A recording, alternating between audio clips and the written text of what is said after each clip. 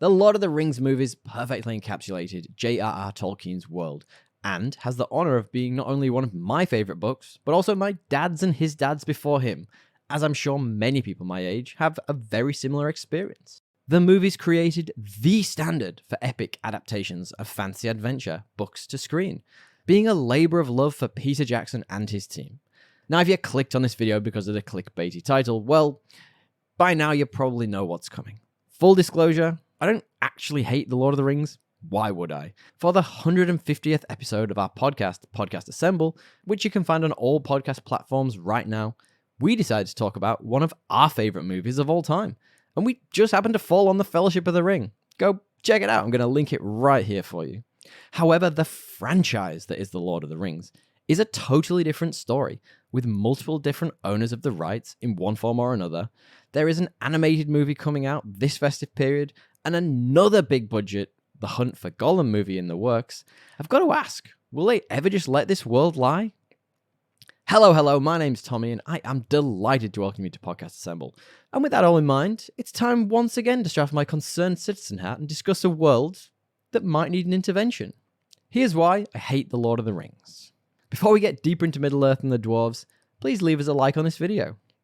We all have that one friend, probably called Dave, who is consistently pushing up their glasses and chiming in, Tom Bombadil was the best part of the books, and the movies can't be perfect because they missed him out. Right. Thanks, Dave. Can you just not? The awe-inspiring world and deeply rich characters created by Peter Jackson and team show an unparalleled love for J.R.R. Tolkien's source material, right down to the tiny, easily missed details. Take Saruman, for example. Aside from the inspired casting of Christopher Lee, R.I.P., the slightly haggard look and gruff tone of Gandalf's friend and mentor as we're introduced to him in the Fellowship give you a distinct, uneasy feeling. Like something in his tone just isn't right. This being just one of thousands of miniature choices which all add up to his, if somewhat hasty, reveal to being on the dark side remarkably satisfying. I mean, just look at those eyebrows. You can't teach that. Peter Jackson's Lord of the Rings trilogy takes a huge amount of source material and condenses it down to its absolute core, precipitating the story to make it digestible to audiences. Hell, even the director's cut, which adds probably about 24 more hours to each of the features, are equally, if not more, engrossing. Now, bringing the world of The Lord of the Rings to life was no easy feat. Peter Jackson spent the better part of a decade developing the project, along with pitching and production. The use of practical effects over CGI where possible, accompanied by a nigh-on perfect Howard Shore score, try saying that 5 times fast, transports you to Middle-earth. I get it, there are some missteps. Legolas as a character is fairly one-dimensional, and where CGI is used in battles, for example, it can sometimes miss the mark. But all in all, I've got to say, Dave, I'm with Pete on this one. However, that aside, it hasn't all been smooth sailing since. In the years since The Fellowship, The Two Towers, and The Return of the King's many endings, the various owners of the rights for the franchise have attempted to take us back to Middle-earth on a number of occasions. To name a few, the Hobbit movies were the first big-budget attempt to bring back the old magic, adapting a significantly smaller work of Tolkien into a trilogy of its own. While the most expensive show of all time, The Rings of Power, was met with a, shall we say, mixed fan reaction, and the recent Gollum video game really hit rock bottom. While big corporations continue to demand never-ending franchises that plunder, reboot, and expand upon beloved properties, weaponizing our nostalgia, it feels more and more like diminishing returns. I mean, again, take the Marvel Cinematic Universe, for example. The Hobbit trilogy is a perfect encapsulation of everything wrong with this system. Taking the roughly 300 pages of prequel book and spinning it into 474 minutes of screen time. That is almost 8 hours of movie. If you take a rule of thumb and say 1 page of movie script represents roughly 1 minute of screen time, even if it were a 1-to-1 ratio, which it isn't, then you've still got over 2 hours of script. They just had to, make up. For the most part, the Hobbit movies were made up of wild elaborations on offhand comments from the books, stretching out sections for all their worth, and effectively making up stuff to appeal to different audiences.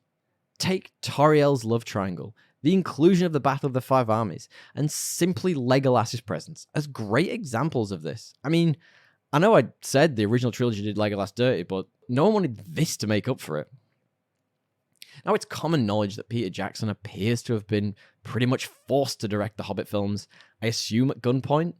Jackson was giving no real planning or preparation time, so it's hard to blame him for the CGI monstrosity that eventuated, with the trilogy lacking the love and care of the originals. Now, if you've listened to Podcast Assemble, you'll know that wonky CGI really takes me way out of a movie. And to be honest, I've really struggled to even watch these. Visually, they're unappealing with vapid stories. The Hobbit movies are still nausea-inducing. And quite possibly in an ironic twist, a prequel to what is about to come in the world of The Lord of the Rings. Enter the Rings of Power! Now, for complete transparency, I didn't mind that Amazon backed the Rings of Power, was just fine. Though I assume to Jeff Bezos, who almost definitely doesn't care about my opinion, it really isn't ideal when a show backed by over $1 billion of his own money gets a collective meh from fans. The plot is uninspired, the characters, though well acted, give half-baked dialogue.